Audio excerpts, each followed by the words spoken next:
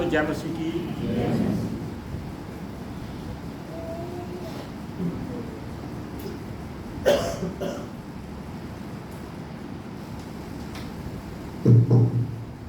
सबको जय मसीह की।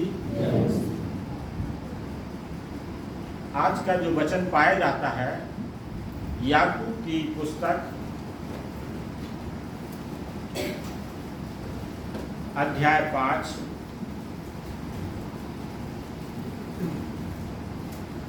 और पद 13 से हम 18 तक पढ़ लेंगे। याकूब की पुस्तक अध्याय 5 पद 13 से लेकर हम 18 तक पढ़ लेंगे, जहाँ इस प्रकार से लिखा है, यदि तुम में कोई दुखी है तो वह प्रार्थना करे, यदि आनंदित है तो वह स्तुति के भजन गाए, यदि तुम में कोई रोगी है तो कलीसिया के प्राचीनों को बुलाए और वे प्रभु के नाम से उस पर तेल मलकर उसके लिए प्रार्थना करें। और विश्वास की प्रार्थना के द्वारा रोगी बच जाएगा और प्रभु उसको उठाकर खड़ा करेगा। और यदि उसने पाप भी किए हों तो उनकी भी क्षमा हो जाएगी। इसलिए तुम आपस में एक दूसरे के सामने अपने अपने पापों को मान लो और एक दूसरे के लिए प्रार्थना करो, जिससे चंगे हो जाओ। धर्मी जन की प्रार्थना के प्रभाव से बहुत कुछ हो सकता है। एलिया भी तो हमारे समान दुख सुख भोगी मनुष्य था, और उसने गिड़गिड़ाकर प्रार्थना की कि मेघ न बरसे, और 3.5 वर्ष तक भूमि पर मेघ नहीं बरसा। फिर उसने प्रार्थना की तो आकाश से वर्षा हुई और भूमि फलवंत हुई। प्रार्थना में जाएंगे। हमारे परम पवित्र सामर्थी परमेश्वर यहोवा, हम अपने उद्धारकर्ता और मुक्तिदाता प्रभु यीशु के पवित्र और सामर्थी नाम में हम मंडली एक होकर एक बार फिर से आपको हे पिता हे अब्बा कह के पुकारते हैं, क्योंकि आप हमारे जीवित परमेश्वर हैं। पिता, हम धन्यवाद देते हैं, आपने अपना वचन हमारे मध्य में प्रभु दे रखा है कि हम आपके वचन को पढ़ें, उस पर मनन करें, उसे हम आत्मसात करें, अपने जीवन पर लागू करें और हमारे जीवन से आपके नाम की महिमा हो सके। पिता परमेश्वर, हम प्रार्थना विनती करते हैं, आज के इस समय आपने ठहराया कि हम सब मिलकर आपके भवन में आकर आपके वचन में से सीखने पाए। हम आपकी पवित्र आत्मा चाहते हैं प्रभु कि हम में से हर एक से पवित्र आत्मा बातचीत करे, पवित्र आत्मा की उपस्थिति हमारे मध्य में रहे और पवित्र आत्मा ही हमारे शिक्षक हो और आप हमसे बातचीत कीजिए। सब बातों में हम आपका धन्यवाद देते हुए और आपकी पवित्र अगुवाई हम में से हर एक के जीवन में चाहते हुए प्रार्थना यीशु नासरी के नाम से मांगते हैं, आमीन। याकूब अपने इन 5 अध्यायों में व्यवहारिक जीवन को विषय में बहुत सी बातें बताता है। यदि आप शुरू से देखेंगे तो वो इस बात को, सारी बातें आप उसकी बातों को व्यवहारिक जीवन में देखेंगे कि एक व्यक्ति को, अमीर गरीब के साथ एक मसीह व्यक्ति को या जो याजक है उन्हें कैसा व्यवहार करना चाहिए, परख के विषय में है, प्रलोभन के विषय में है, सुनने के विषय में है कि ऑफिस के बाद केवल सुनना नहीं है, कार्य को हमें अपने जीवन में करना भी है, पक्षपात के विरोध में चेतावनी है, विश्वास कर्म, इन सारी बातों को। और 3 अध्याय में हम देखते हैं कि जीव के ऊपर उसने अच्छा खासा बहुत सी बातें हमें सिखाई है। तो इस प्रकार से जो याकूब की पत्री है पूरी व्यवहारिक जीवन से जुड़ी हुई पत्री है। अब वो हमें व्यवहारिक जीवन कैसा होना चाहिए, आम लोगों के बीच में कैसी हमारी मसीह झलक देखना चाहिए, वो इसमें अपने इस पत्री में प्रकट करता है। और यहाँ पर जो हमने वचन पढ़े हैं इसके 16 पद के 5 अध्याय के 16 पद के अंतिम हिस्से में लिखा है, धर्मी जन की प्रार्थना के प्रभाव से बहुत कुछ हो सकता है। अर्थात याकूब इस बात को कहता है कि यदि आप धर्मी हैं, यदि आप मसीह के अनुसार चलने वाले व्यक्ति हैं, परमेश्वर के अनुसार आपका खरा जीवन है, तो परमेश्वर का वचन यहाँ पर याकूब के द्वारा मुझसे और आपसे इस बात को कहना चाहता है कि आपकी प्रार्थना के प्रभाव से बहुत कुछ हो सकता है। तो यहाँ पर हम इस बात को आज जो मनन करेंगे, धर्मी जन के जीवन, क्योंकि यहाँ पर धर्मी जो शब्द है हम इस पर आज मनन करेंगे कि धर्मी जन के जीवन में परमेश्वर कैसी कैसी आशीषें देता है। अर्थात धर्मी जन की प्रार्थना से बहुत कुछ हो सकता, लेकिन जो व्यक्ति धर्मी है उसके लिए परमेश्वर क्या आशीष देता है, हम उन पर आज मनन करेंगे। आज हम इसमें बाइबल किन को धर्मी ठहराती है, हम उस पर भी थोड़ा सा मनन करेंगे। धर्मी जन की आशीष पर करेंगे और धर्मी जन का जीवन कैसा होना चाहिए। धर्मी के लिए बाइबल में आप पाएंगे तो मत्ती रचित सुसमाचार उसके 23 अध्याय पद 35, कोई पढ़ देगा? मत्ती रचित सुसमाचार 23 अध्याय और पद 35 में, जिससे धर्मी हाबिल से लेकर बेरकिया के पुत्र जकरिया तक, जिसे तुमने मंदिर और वेदी के बीच में मार डाला था, जितने धर्मियों का लहू पृथ्वी पर बहाया गया है, वह सब तुम्हारे सिर पर पड़ेगा। यहाँ पर हाबिल को धर्मी कहा गया। हाबिल के विषय में परमेश्वर का वचन उसे धर्मी ठहराता है और हाबिल के जीवन को हम बहुत संक्षिप्त रूप में जानते हैं। किस प्रकार से उत्पत्ति के 4 अध्याय में 2 भाइयों का वर्णन मिलता है। बड़ा भाई कौन है? कैन है, और छोटा भाई कौन है? हाबिल है। और ये दोनों परमेश्वर के लिए भेंट लेके आते हैं और परमेश्वर ने कैन की भेंट को ग्रहण नहीं किया, लेकिन परमेश्वर ने किसकी भेंट को ग्रहण किया? हाबिल की भेंट को ग्रहण किया। और हाबिल की भेंट को क्यों ग्रहण किया? क्योंकि उसने परमेश्वर के लिए क्या किया? जो उत्तम है, वहां पर लिखा है वह अपनी कई मेमनों में से, भेड़ों में से जो उत्तम है, जो श्रेष्ठ है, वो परमेश्वर के पास लाया था। तो परमेश्वर के पास जब आप आते हैं, तो जब आप उत्तम भेंटें लाते हैं, उत्तम भेंटों से मतलब केवल धन संपत्ति से नहीं है। उत्तम भेंट से बढ़कर ये है कि परमेश्वर हमारा मन चाहता है। परमेश्वर इस बात को चाहता है जो परमेश्वर की दृष्टि में उत्तम है, श्रेष्ठ है, वो हमें परमेश्वर के लिए अर्पण करना है, तो हम धर्मी ठहरते हैं। इसके बाद आप नूह के विषय में देखेंगे, उत्पत्ति उसके 6 अध्याय के पद 9 में। उत्पत्ति की पुस्तक अध्याय 6 और पद 9 में परमेश्वर नूह के लिए भी क्या ठहराता है? धर्मी ठहराता है। लिखा है नूह की वंशावली यह है, नूह धर्मी पुरुष और अपने समय के लोगों में खरा और नूह परमेश्वर के साथ साथ चलता रहा। अर्थात एक धर्मी की एक क्या पहचान है? तो वो लिखा है कि वो अपने समय में खरा था। अर्थात नूह की जो तुलना की जा रही है वो आज के समय से नहीं की जा रही है, और ना ही मेरी तुलना जब आने वाले समय में समय बदल जाएगा तो उससे तुलना नहीं की जाएगी। परमेश्वर इस बात को चाहता है, आपके समय में जो समय रहा है उस समय में आप खड़े रहे कि नहीं रहे।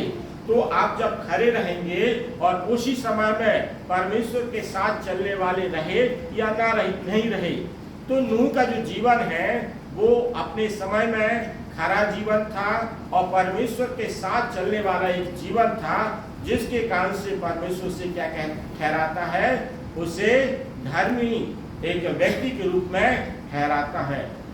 जब हम दूसरा पत्रस उसके 2 अध्याय और पद 8 को पढ़ेंगे, दूसरा पत्रस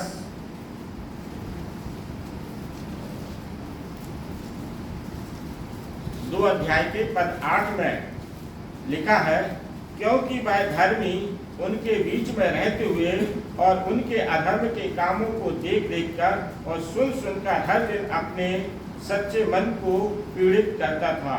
यदि आप 7 पद को पढ़ेंगे तो नाम भी वहाँ पर स्पष्ट हो जाएगा।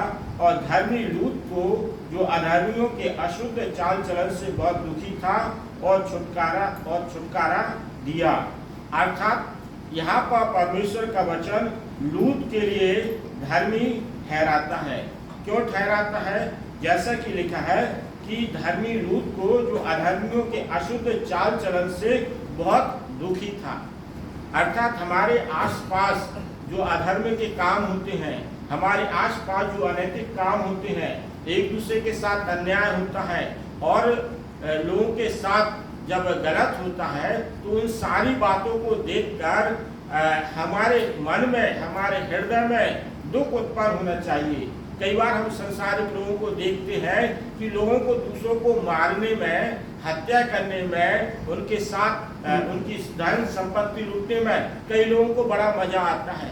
वो दुष्ट लोग हैं और ऐसी सारी स्थितियां देखते हैं तो हमारे हृदय में उनके प्रति क्या है, एक ऐसी परिस्थितियों को देखकर आपके हृदय में दुख होता है कि नहीं होता, कि हम न्यूट्रल रहते हैं कि लोगों के साथ गलत हो रहा है और हमें कोई असर ही नहीं पड़ता। यदि हमें असर ही नहीं पड़ता, आप गलत नहीं कर रहे हैं, आप किसी को हानि नहीं पहुंचा रहे, वो बात ठीक है। लेकिन जब आपके सामने गलत होता है, अत्याचार होता है, हानि पहुंचाई जाती है, तो उससे आपके मन में क्या विचार उत्पन्न होते हैं, क्या वेदना होती है, क्या पीड़ा होती है, इस बात को भी परमेश्वर देखता है कि केवल सारी चीजें हो रही हैं और हमें तो असर ही नहीं पड़ता। तो इस बात को देखकर परमेश्वर देखता है कि इस व्यक्ति को बना के हमने सही किया कि नहीं किया। अर्थात हमारे आसपास जब लोग नाश हो रहे हैं, लोग तकलीफ में हैं, परेशानी में हैं, तो पीड़ा उत्पन्न होना चाहिए। क्योंकि जब लोग हमारे सामने, कितने लोग हैं जो नाश हो रहे हैं, तो नाश होते हुए देखो, जो हमारे अंदर पीड़ा होगी, तो निश्चित रीति से पीड़ा होने के साथ साथ आप प्रार्थना करने वाले व्यक्ति बनेंगे। आप अपनी प्रार्थना में इस विषय को रखेंगे कि प्रभु, हमारे देश में ऐसा गलत हो रहा है, ऐसे संसार में इतने लोग हैं जो बिना आपको जाने हुए इस संसार से नाश हो रहे हैं। तो ये सारी बातों को देखकर आप में एक स्वाभाविक है, एक पीड़ा उत्पन्न होगी और उस पीड़ा को लेकर आप परमेश्वर के पास जाएंगे और प्रार्थना करने वाले बनेंगे। तो परमेश्वर की दृष्टि में आप क्या है, धर्मी के रूप में गिने जाएंगे। और वचन जिस प्रकार से लूत को धर्मी ठहराता है, आपको भी धर्मी ठहराएगा। अय्यूब के विषय में हम देखेंगे तो अय्यूब अध्याय 1 पद 8, अय्यूब की पुस्तक अध्याय 1। और अय्यूब के विषय में हम सब जानते हैं कि अय्यूब के विषय में परमेश्वर का वचन क्या कहता है। लिखा है अय्यूब अध्याय 1 पद 8 में, यहोवा ने शैतान से पूछा, क्या तूने मेरे दास अय्यूब पर ध्यान दिया, क्योंकि उसके तुल्य खरा और सीधा और मेरा भय मानने वाला और बुराई से दूर रहने वाला मनुष्य और कोई नहीं है।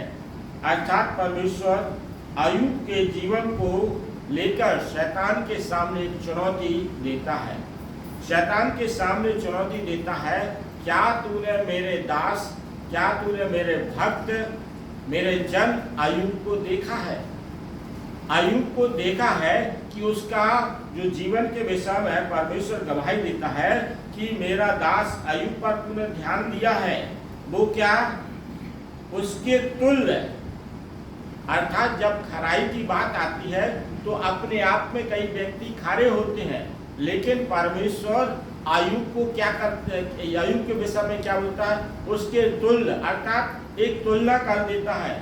जैसे परमेश्वर ने राजा सुलेमान के विषय में कहा, जब परमेश्वर ने उसे बुद्धि का वरदान दिया, ज्ञान दिया, तो परमेश्वर कहता, मैंने तुझे ऐसी बुद्धि दी है कि ना तुझसे पहले कोई ऐसा बुद्धिमान पैदा हुआ है और ना है और ना भविष्य में होगा।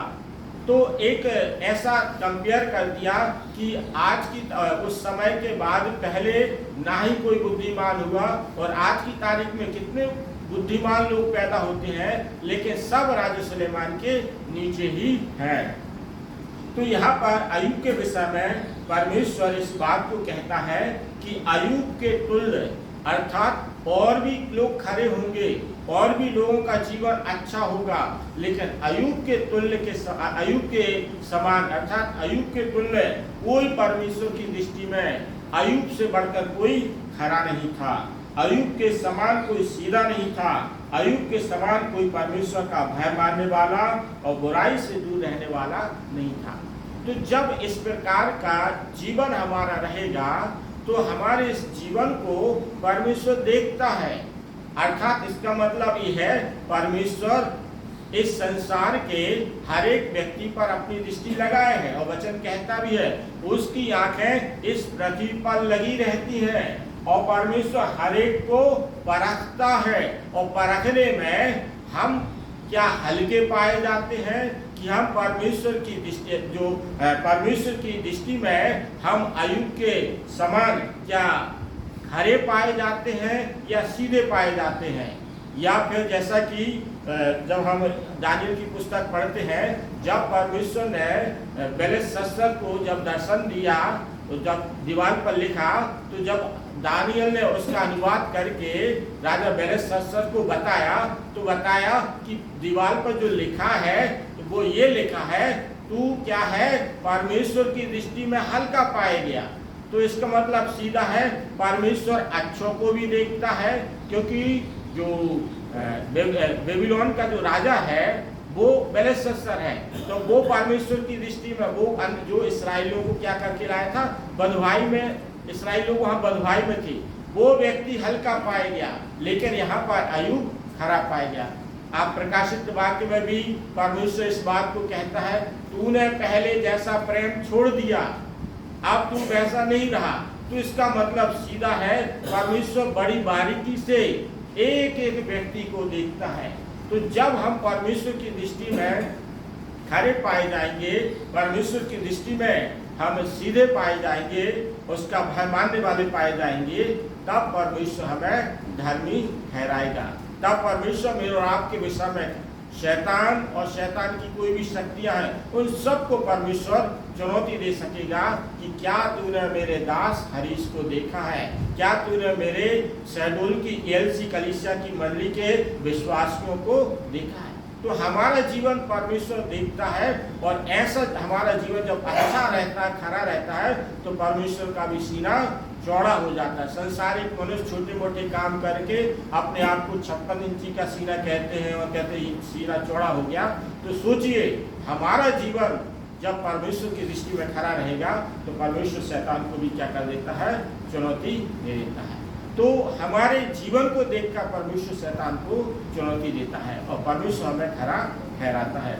और भी उदाहरण है, हम आगे चलेंगे। जब हमारा जीवन धर्मी जीवन रहता है, परमेश्वर को भाने वाला जीवन रहता है, परमेश्वर के हम अच्छे खरे डरवैये निकलते हैं, तब परमेश्वर अपने लोगों को क्या करता है, आशीष देता है। तो आप किस किस प्रकार से परमेश्वर अपने लोगों को आशीष देता है, तो बहुत आयत की देता है। नीति वचन राजा सुलेमान लिखता है नीति वचन के 10:6 में, जहाँ पर इस बात को कहता, नीति वचन अध्याय 10 पद 6, कोई जोर से पढ़ देगा। धर्मी पर बहुत से आशीर्वाद होते हैं, परंतु उपद्रव दुष्टों का मुंह खा लेता है। राजा सुलेमान इस बात को बता रहा है, मुझे और आपको चेता भी रहा है कि यदि आप धर्मी हैं तो आपको परमेश्वर कैसे आशीषित करता है, और यदि नहीं है तो क्या होता है, वो इस बात को बता। लिखा है धर्मी पर बहुत से आशीर्वाद होते हैं। अर्थात यहाँ पर आशीर्वाद की जब बात आती है तो वो लिख रहा है बहुत से आशीर्वाद होते हैं। वो ये नहीं बोल रहा है एक आशीर्वाद होगा, 10 होगा, 15 होगा, 100। यहाँ पर राजा सुलेमान जो संसार का सबसे बुद्धिमान व्यक्ति है, जो इस बात को बता रहा है कि जो परमेश्वर की दृष्टि में सीधा, खरा, भय मानने वाला, बुराई से दूर रहने वाला और लोगों के दुखी को देखकर दुखी होने वाले व्यक्ति हैं, जो धर्मी लोग हैं, उनके लिए परमेश्वर बहुत से में कोई काउंटिंग नहीं है, अनलिमिटेड है, बिना गिनती के है कि आप उसके साथ बने रहोगे तो परमेश्वर आशीर्वाद पर आशीर्वाद देता जाएगा। उस पर कोई स्टॉप नहीं है, उस पर कोई रोक नहीं लगी है आपको आशीष देने के लिए कि यहीं तक आपको देंगे, इसके बाद नहीं देंगे। दाऊद ने जब परमेश्वर ने दाऊद को बहुत अधिक आशीष दी, आप पढ़ लेंगे जब आप दूसरा शामिल उसके 11 अध्याय में पढ़ेंगे तो परमेश्वर का आप वहाँ पर पाएंगे जो घटना है, वहाँ पर दाऊद ने पाप किया। पाप जो किया, बैतशेबा को देखा, उसके साथ सोया और फिर उसने उसके पति जो हित्ती उरिया है उसको भी मरवा डाला। तो जब आप 12 अध्याय में पहुंचेंगे, दूसरे सामुएल के 12 अध्याय में, तो परमेश्वर ने नातान नबी को दाऊद के पास भेजा और एक पूरी घटना है वहां पर। तो वहां पर जो नातान नबी है दाऊद से कहता है कि परमेश्वर ने तुझे बहुत आशीष दी थी और तू परमेश्वर की दृष्टि में अच्छा था, सारी बातें अच्छी थी और परमेश्वर तेरे लिए और भी आशीषों को रखा था। सोचिए, दाऊद के पास परमेश्वर ने इतना अधिक आशीष दिया कि उसने अपने जीवन में 66 लड़ाइयाँ लड़ी, हर लड़ाई को उसने जीता, उसके राज्य में सारी बातें थी, कोई चीज की कमी नहीं थी।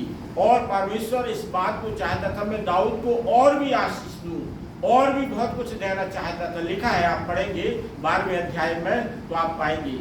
लेकिन दाऊद ने जब परमेश्वर की दृष्टि में पाप किया, जब वो बैतशेबा के साथ सोया, व्यभिचार किया और उसने हित्ती उरिया को मरवा डाला, उसके पति को, तो परमेश्वर ने कहा अब जो आशीष में देना चाहता था, अब वो वहां से स्टॉप हो गई। और उसके बाद आप आगे पढ़ेंगे तो दाऊद के पूरे जीवन भर में उसके एक तलवार उसके जीवन पर लटकी रही और उसके साथ उसकी समस्याएं चालू होती हैं। उस पर मैं एक अलग संदेश बनाया था कि परमेश्वर ने कैसे उसे फिर दंडित किया। तो बात यह है कि धर्मी जो लोग हैं उनके विषय में परमेश्वर का वचन मुझे और आपको चिता रहा है कि मैं तुझे क्या दूंगा, बहुत आयत की आशीष दूंगा। अब बात यही है कि धर्मी पर बहुत से आशीर्वाद होते हैं। तो हम कुछ आशीर्वादों पर हम आज मनन करते चलेंगे। पहली बात, परमेश्वर धर्मी लोगों की प्रार्थनाओं को सुनता है। याकूब उसका 5 अध्याय के पद 16 को हमने पढ़ा ही है कि कैसे लिखा है वहां पर कि धर्मी जन की प्रार्थनाओं के प्रभाव से बहुत कुछ हो सकता है। और भजनकार 34 के 17 में लिखता है, भजन 34 के 17 में जहाँ इस प्रकार से लिखा है, धर्मी दुहाई देते हैं और यहोवा सुनता है और उनको सब विपत्तियों से छुड़ाता है। ये है परमेश्वर उनके लिए जो धर्मी लोग हैं। एलिया का जो हमने 5 अध्याय याकूब में पढ़ा कि जब एलिया को परमेश्वर ने आहाब राजा के पास भेजा और एलिया को परमेश्वर ने राजा के पास भेजा और कहा तू उससे कहना मेह नहीं बरसेगा। और एलिया राजा आहाब के पास जाता है और कहता है राजा से, जब तक मैं ना कहूं 3.5 वर्ष तक मेह नहीं बरसेगा। तो परमेश्वर धर्मियों की प्रार्थनाओं को सुनता है। और यहाँ पर वचन इस बात को स्पष्ट करता है कि धर्मी दुहाई देते और यहोवा सुनता है। परमेश्वर ने एलिया की सुना, बाद में फिर वही एलिया कहता अब मेघ बरसेगा, तो हम देखते हैं पानी गिरता है।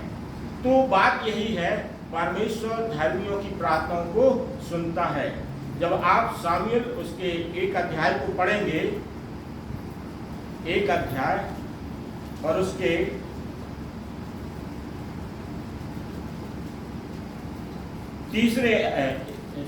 पहला सामुएल उसके 3 अध्याय को पद 19 में जहाँ इस प्रकार से लिखा है, पहला सामुएल 3 अध्याय पद 19 में, सामुएल बड़ा होता गया और यहोवा उसके संग रहा और उसने उसकी कोई भी बात निष्फल होने नहीं दी।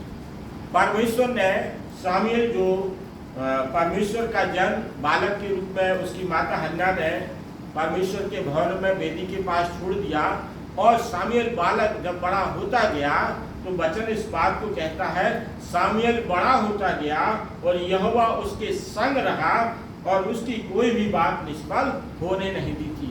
सोचिए, परमेश्वर अपने दास सामुएल के विषय में इस बात को हम बताता है और हम सीखते हैं कि परमेश्वर ने अपने दास सामुएल की कहे गए वचनों को, कही गई बातों को और कहे गए आशीर्वाद को उसने सदैव पूरा होने दिया, कभी निष्फल नहीं होने दिया। तो एक जब हम परमेश्वर की दृष्टि में धर्मी रहते हैं, परमेश्वर के अनुसार चलते हैं, तो परमेश्वर हमसे प्रॉमिस करता है।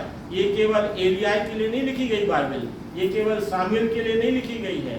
ये हम फिर नए नियम में कई प्रभु यीशु मसीह के चेले देखते हैं।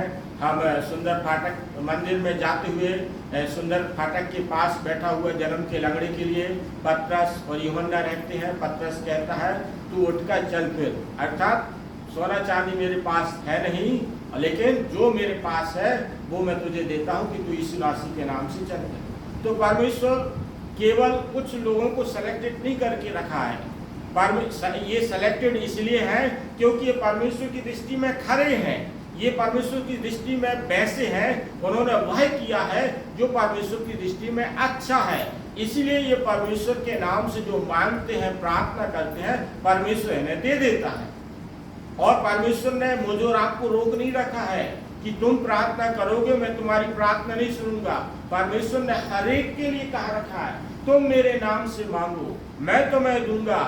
जब आप पढ़ेंगे लूका रचित सुसमाचार 10:13 में तो लिखा है जब इस संसार के बुरे लोग, अर्थात तुम बुरे होकर अपने बच्चों को अच्छी अच्छी वस्तुएं देना जानते हो, तो मैं तुम्हारा स्वर्गीय पिता हूँ तुम्हें अच्छी वस्तुएं क्यों नहीं दूंगा।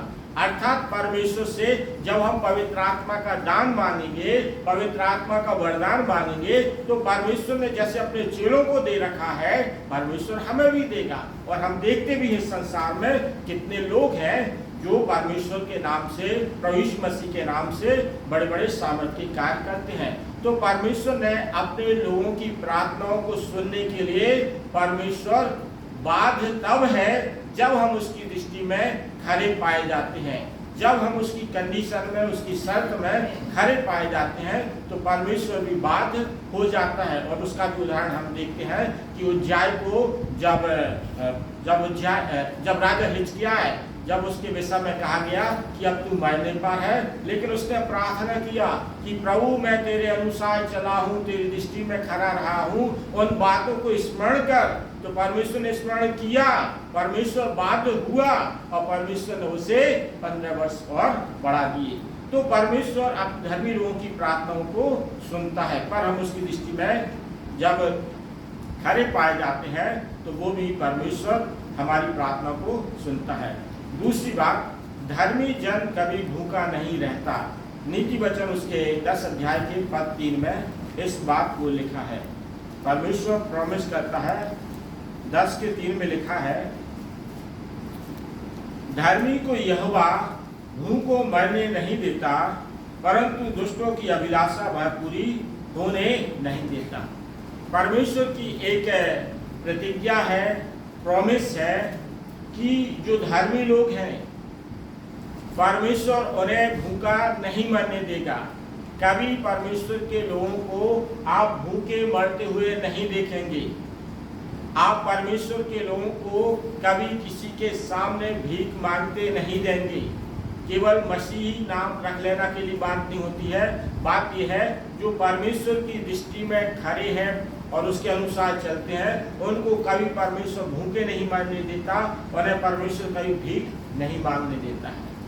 ये परमेश्वर की प्रतिज्ञा है और प्रॉमिस है। क्यों? परमेश्वर अपने लोगों की सुधि लेने वाला परमेश्वर है। परमेश्वर अपने लोगों की चिंता करने वाला परमेश्वर है।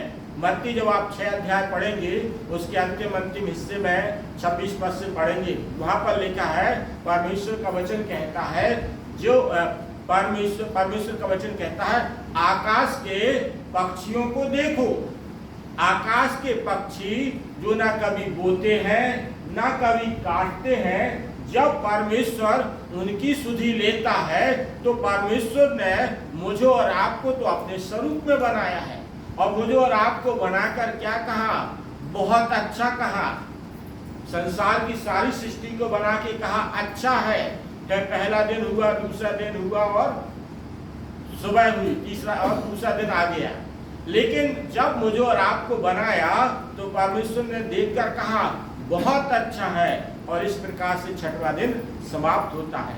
तो परमेश्वर ने मुझे और आपको अपनी समानता स्वरूप में बनाया है, और परमेश्वर हमें कैसे भूखे मरने देगा।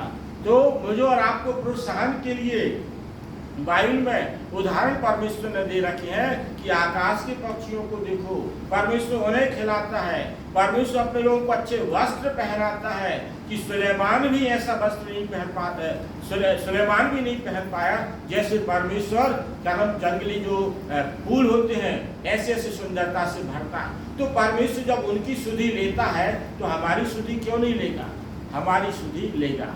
पर हम जब उसकी दृष्टि में वैसे पाए जाएंगे जैसा वो चाहता है, तो परमेश्वर अपने लोगों को कभी भूखा नहीं मरने देता। और फिर हम बहुत से उदाहरण पुराने नियम में देखते हैं कि इस्राएलियों के लिए परमेश्वर ने कैसे 40 दिन और रात 40 वर्षों दिन रात परमेश्वर ने उसे मन्ना से खिलाया, बटेर से उनका पेट भरा, उन्हें चकमक की चट्टान, चकमक का जो पत्थर होता है वो आग निकालने के काम आता है, लेकिन परमेश्वर ने चकमक की चट्टान में से पानी निकालकर अपने लोगों को पिलाया। तो परमेश्वर अपने लोगों के लिए सुधि लेने वाला परमेश्वर है, परंतु बात यही है जब आप उसको स्मरण करते रहोगे तो वो आपके लिए किसी के सामने भूखे नहीं मरने देगा। और दुष्टों की तो फिर बात अलग ही है, उसका परिणाम अलग है। तीसरी बात हम देखेंगे, धर्मी कभी त्यागा नहीं जाएगा। भजन संहिता 37 अध्याय पद 25।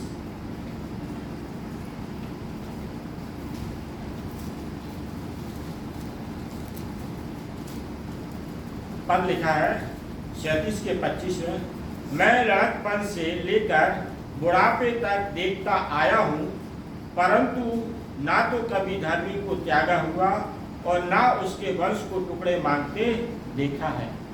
यहाँ पर परमेश्वर का वचन इस बात को बताता है, धर्मी जन कभी त्यागा नहीं जाता। अब वो त्यागा क्यों नहीं जाता? क्योंकि उसने अपना पिता अपने परमेश्वर को मान लिया है। कई बार लोग इस संसार में रहकर अपना पिता अपने धन को मान लेते हैं, अपनी पद को मान लेते हैं, अपनी संपन्नता को मान लेते हैं, अच्छे अच्छे लोगों से जान पहचान है तो उनको अपना सब कुछ मान लेते हैं। जब आप जब परमेश्वर को छोड़कर अन्य चीजों को आप अपना सब कुछ मानेंगे तो आप इस बात से निश्चित रहिए कि वो सारी चीजें आपको कष्ट ही देंगी। धन एक समय चला जाता है, पद प्रतिष्ठा चली जाती है और उसके बाद पीड़ा होती है।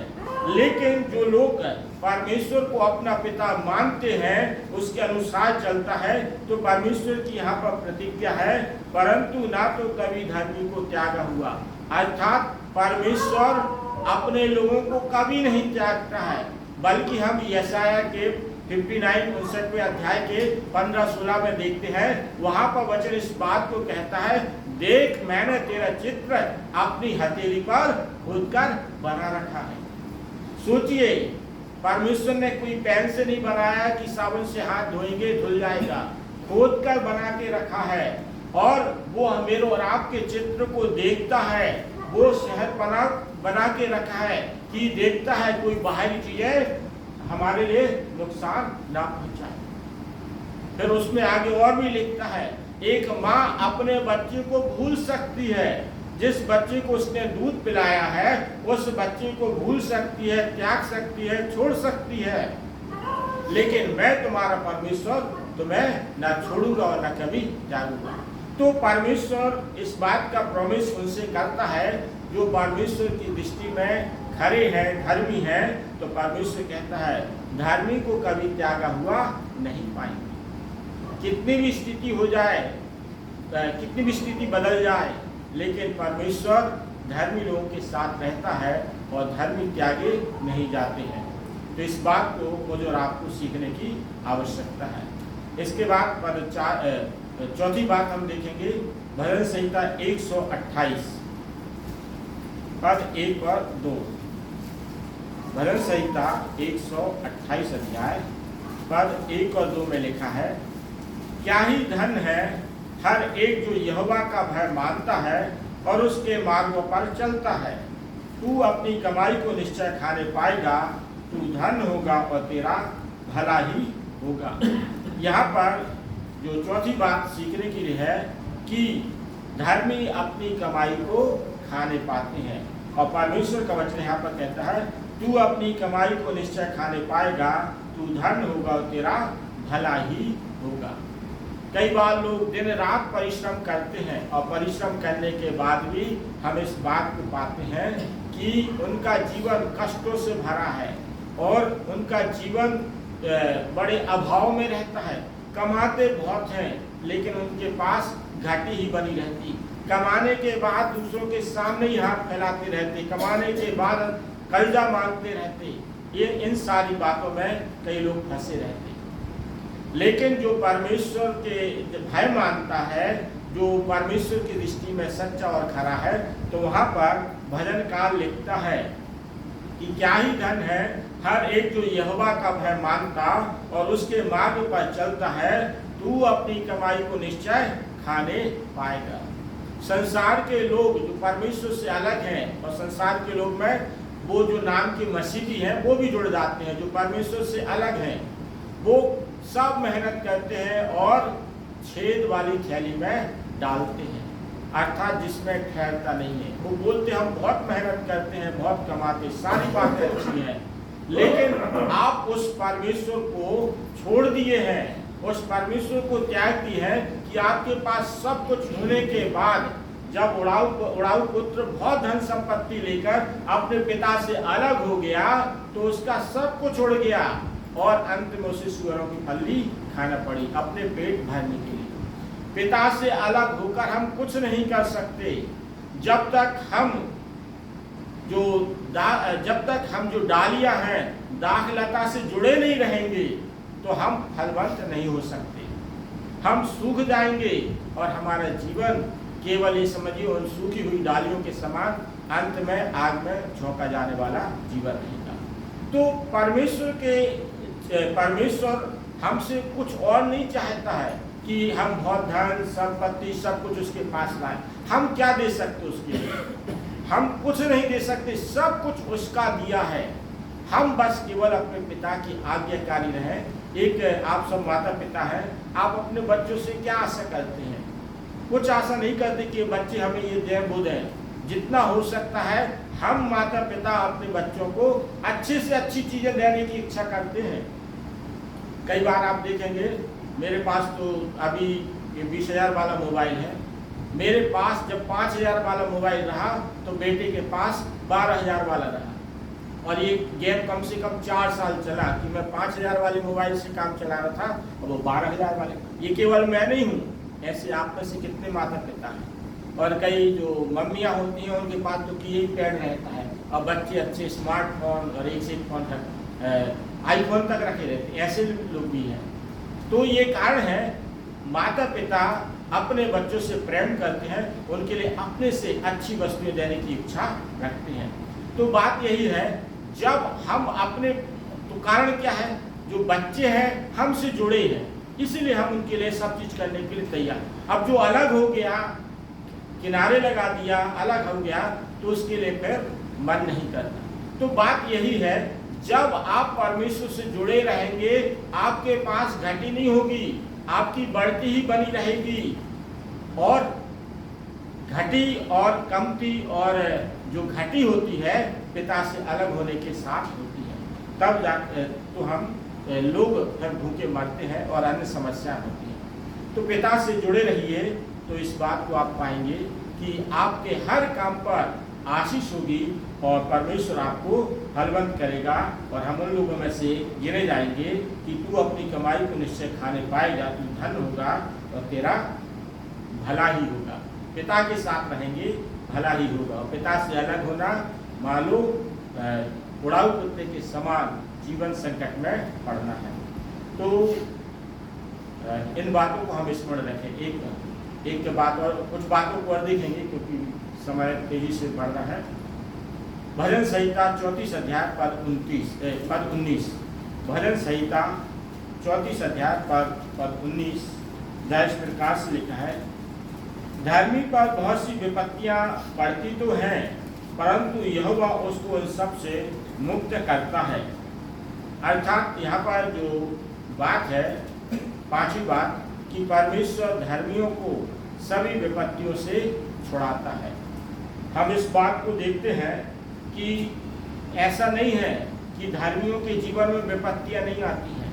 धर्मियों के जीवन में भी बीमारियां आती हैं, धर्मियों के जीवन में भी कई बार संकट के बादल आते हैं, परिस्थितियां विपरीत होती हैं। ये सारी बातें हम संसार में हैं, सारी बातें जैसे दूसरों के साथ घटती हैं वैसे हमारे साथ घटती है। पर दूसरे और हम में अंतर क्या है कि दूसरों के ऊपर विपत्तियां आती हैं और उन विपत्तियों में वो नष्ट हो जाते हैं, तहस नहस हो जाती हैं। लेकिन जो परमेश्वर के लोग हैं उनके जीवन में विपत्तियां आती हैं, लेकिन वो विपत्तियां एक समय आता है, वो चली जाती हैं और धर्मी लोग हैं उन सारी विपत्तियों से फिर उभर जाते हैं। इसलिए तो दाऊद इस बात को कहता है भजन उसके 23 के 4 पद में, चाहे मैं घोर अंधकार से भरी हुई तराई से भी होकर चलूं तो भी हानि से न डरूंगा। क्यों नहीं डरूंगा? क्योंकि मेरा परमेश्वर मेरे साथ रहता है। तो हम दाऊद इस बात को स्पष्ट कर देता है कि घोर अंधकार से भरी हुई तराइयां आती हैं, संकट के बादल आते हैं, जीवन में कई बार आर्थिक तंगी आती है, बीमारी आती है, कई विपत्तियां आती हैं, ये सब आएंगी और इनके आने से हमें डरना नहीं है, घबराना नहीं है, क्योंकि इन पर विजय दिलाने वाला हमारा परमेश्वर हमारे साथ है। अर्थात हम इस बात को हमेशा, इस पद को हमेशा स्मरण रखें कि जो हमारी ओर है वो उनसे कहीं शक्तिशाली है जो हमारे विरोध में है। हमारी ओर हमारा परमेश्वर है और जो परमेश्वर हमारे साथ खड़ा है, तो आप इस बात को स्मरण रखिए, संसार के कितने भी लोग एक साथ इकट्ठे हो जाएं, विपत्तियां इकट्ठी हो जाएं, शैतान इकट्ठा हो जाए, सब कुछ कर दे, लेकिन हमें और आपके जीवन को हानि नहीं पहुंचाने पाएगा। बात तब यही है जब हम परमेश्वर की दृष्टि में खड़े हैं, परमेश्वर की दृष्टि में सही है, तो परमेश्वर हर एक विपत्ति से अपने लोगों को उभारने की क्षमता रखता है। सामर्थ्य परमेश्वर है, हर एक विषम परिस्थितियों से परमेश्वर हमें उभारता है। इसी 34 के 7 में लिखा है, यहोवा के डरवैयों के चारों ओर उसका दूत छावनी किए हुए उनको बचाता है। हम उस घटना को याद रखें जब दानियल को सिंहों की मांदों में डाला गया। हम उस घटना को याद रखें जब शद्रक, मेशक, अबेदनगो को धड़कते हुए आग, 7 कोने धड़कते हुए आग के भट्टे के बीच में डाला गया, लेकिन परमेश्वर ने न दानियल की हानि होने दिया, न शद्रक, मेशक की हानि होने दिया। कारण ये है, इन्होंने, जब आप दानियल 1 अध्याय के पद 8 को पढ़ेंगे तो इन्होंने अपने मन में ठान लिया था कि हम परमेश्वर के विरुद्ध कोई कार्य करेंगे ही नहीं, और इस बात को स्पष्ट कह दिया था कि राजा को इस बात को स्पष्ट संदेश पहुंचा दिया था कि इन चारों जवानों ने अपने मन में ठान लिया था कि राजा के दिए हुए भोजन में से हम अपने भोजन खाकर या उसके दाख मधु को पीकर हम अपने जीवन को अशुद्ध नहीं करेंगे। इसके बाद ये केवल पद में इन्होंने ठाना नहीं, लेकिन जब समय आया तो दानियल के सामने भी यही बात आई थी कि राजा की खड़ी कराई हुई मूरत के सामने ये दंडवत करे, नहीं करेगा तो सिंहों की मांदों में डाला जाएगा। और फिर शद्रक, मेशक और अबेदनगो के भी सामने यही थी कि राजा की खड़ी कराई हुई मूरत के सामने ये दंडवत करे, नहीं तो इन्हें आग के भट्टे में डाला जाएगा। ये परमेश्वर के साथ इन्होंने ठान लिया, मैं परमेश्वर के साथ बना रहूंगा और परमेश्वर के साथ डटा रहूंगा, अड़ा रहूंगा, तो परमेश्वर ने इनकी हानि नहीं होने दिया। परमेश्वर ने अपने स्वर्गदूतों के द्वारा इनकी चारों ओर बाड़ा बना के रखा।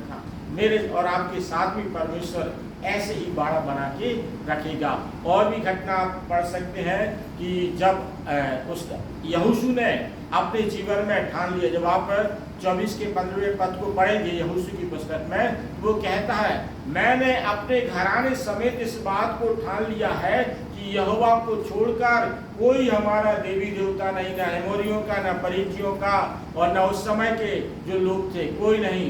परमेश्वर को छोड़कर मेरा घराना किसी और की सेवा नहीं करेगा। और हम देखते हैं कि परमेश्वर ने यहोशू के घराने को बहुत ऐसे आशीषित किया।